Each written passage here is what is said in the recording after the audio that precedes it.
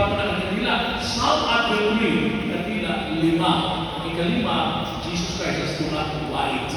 Ano na lima. So sa first Sunday of Advent, hope ang atuang ipamalalupan. Second Sunday of Advent ng last time, love. Karong Sunday, pink na, sulong pangit. Gaudete Sunday. Kaduha ang pangit, sulong pink.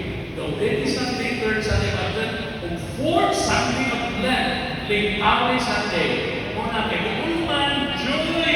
More na joy! Pagkawa na ng peace na ta, kay mabot na si Kristo.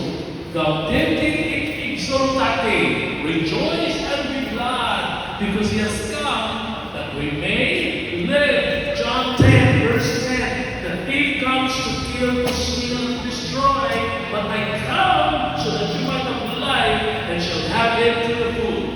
Let us rejoice and be glad, because the Lord is coming. Huwag pink, joyful ang atong disposition. Nga itong lingin mag-ginang Advent wreath, nga itong triangle, rectangle, square. Lingin mo siya. Ang hindi sa lingin, white na po sa eternal life. The love of God is without end.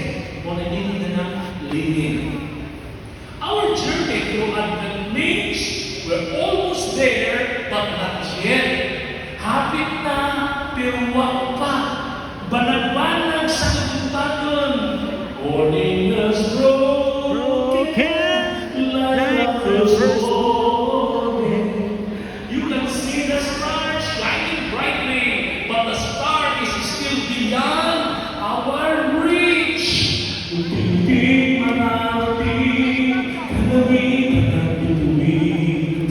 Hindi kinakasan mo'y magpinigin. Kaya Lord, di man we are almost about to sing joy to the world, but the Lord is still about to come.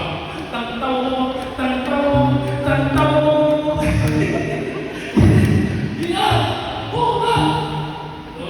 Susunod ang dekorasyon niya sa Juvenalio sa Pasko. Susunod sa